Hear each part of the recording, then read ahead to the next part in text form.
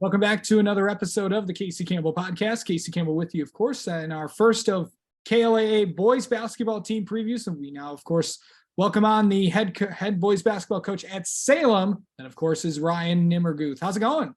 Great. How are you doing?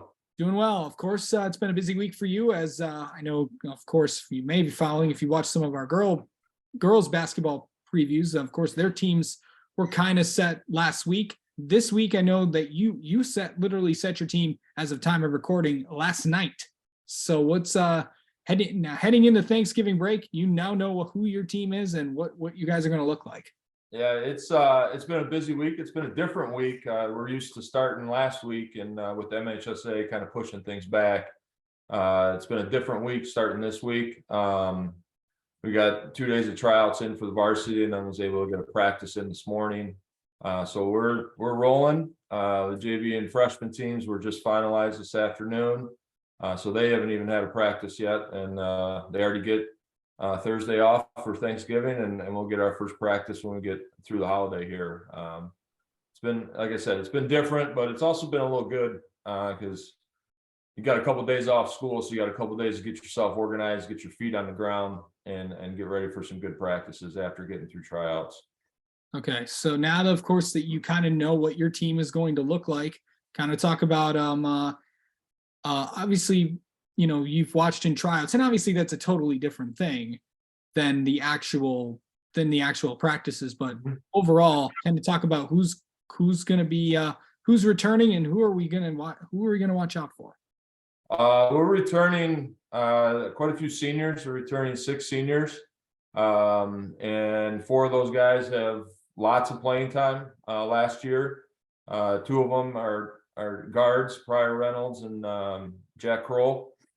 They started many games last year, got thrown to the wolves, and we're learning on the fly. And they went through some growing pains last year, and hopefully, you know, that transitions into progress this year, and we can learn from that last year and get a little more wins on the record. We also return a junior guard, Ryan Peters, who started just about every game last year as a sophomore for us. Same type of situation. We threw him out there, and he learned a lot and learned through some mistakes, but also made a ton of progress in this offseason. Made a ton of progress last year as a sophomore, and was one of our best players at the end of the year. And then just leaps and bounds this offseason, is really coming into this season playing well. And he's, again, going to be, those 3 guys are going to lead us in the backcourt. We've got Luke Diffenbauer, Henry Rummel. They're kind of our glue guys. They do a lot of things for us. They're not real tall. They're 6'1", 6'2", 6'2", but they're going to be asked to guard some bigger guys, and they've really dedicated themselves to the weight room, and have put on some weight and have gotten a lot stronger. The last senior, Luca Fatard, he did not see a lot of time last year. He's one of our bigger players, and again, he spent a lot of time in the weight room as well, and we're looking for him to play a bigger role for us this year. You know, I know that your team was set last night, but you returned a lot of experience, so you kind of know what you may be kind of getting. What are you going to get with this year's team? Yeah, and along with last year, you know, we had a busy summer, busy off season, so you spent a lot of time with these guys, and we know we're getting some hard workers. We're getting some guys that like to play for each other and have good chemistry. We're probably be a little bit more up tempo this year than we were last year, and trying to get after people a little bit, and just really play hard and play for each other. Yeah.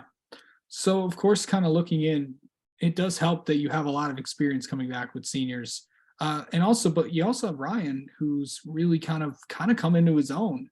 Of course, as a sophomore, you said, learned a lot, made some mistakes, but obviously it made him better for the long run. What kind of year do you think that he could have, and how much potential does he have? He is a lead guard. He's strong. Like I said, he started a lot of games last year, just about every game. And this offseason, he dedicated himself to the weight room. He dedicated himself to the gym, really, and just improved his game on all aspects. He's better off the dribble. He's a better shooter. He's stronger. He's quicker. So he really, the lessons that he learned last year really motivated him this offseason to extremely dedicate himself to improving himself. And we talk about that every offseason, like that's the time for self-improvement. And he took that to heart, and I give that kid a ton of credit because he's coming into this season with a lot of confidence. And he played very well this summer and this fall, and the sky's the limit for him. Yeah, for sure. Also, this the lead on your side of the division, of course, the KLA West division, I'm very familiar with.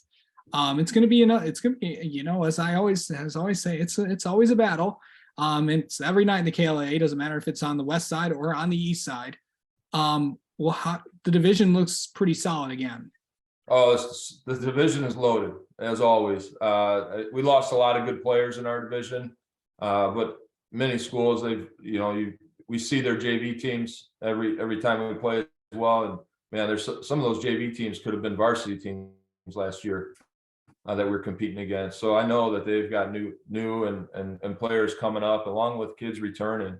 We've got the 3 park schools, and then every other school in our division's a one high school town. So they got all those kids coming up through their pipeline, and they just got the next class rolling in, ready to go. And then I know the park teams very well, and I know that they've got some good talent. I know Canton's got really good players, and Plymouth does as well. And along with the good players on our side, I mean, the coaching is outstanding. The preparation that these teams put in, and the scouting that's put in to a game plan, it's part of the challenge each night, not only to get your players playing, but the preparation that we put into playing a game. You can tell that each team is well coached and is prepared to play each night. Yeah. And of course, when you look at the division, who do you think could surprise some people this year? Surprise some people across the board. I look at our schedule, and I go, whoa, where are we going to win? You could win it. We could win every night, but also every night you're going to have to battle.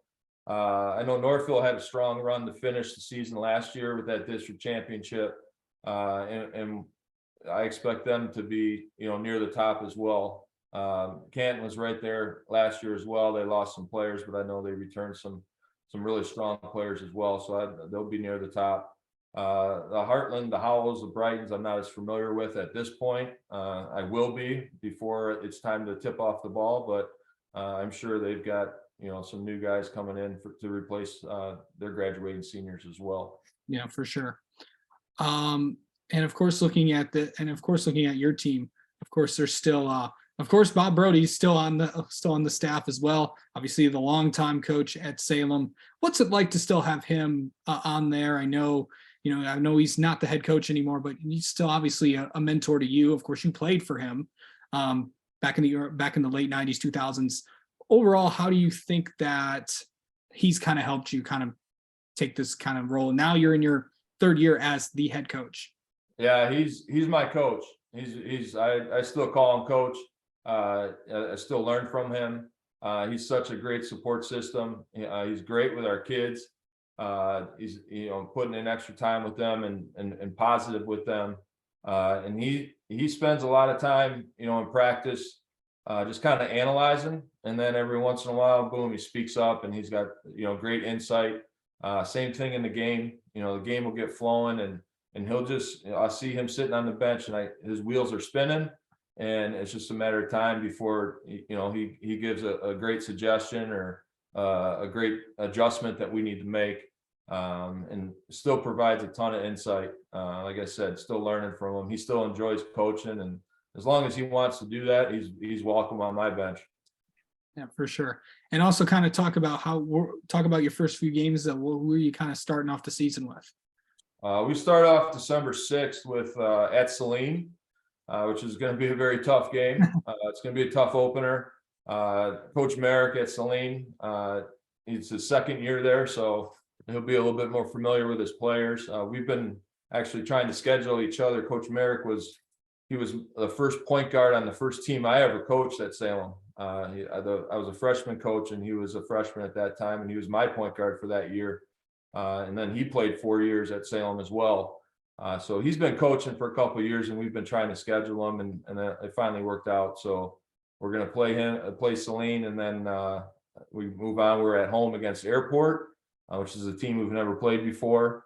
We're going to host them, and then we're on to Milford, Wall Lake Central. We play a cross conference game against John Glenn, South Line East, Stevenson, and then we're in the KLA. We're into the KLA grind, as we say. For sure. All right. Well, Ryan, thank you so much for coming on and talking with us, and best of luck this season. And we'll have you on again sometime. Appreciate it. I appreciate your coverage too. Thanks for doing this.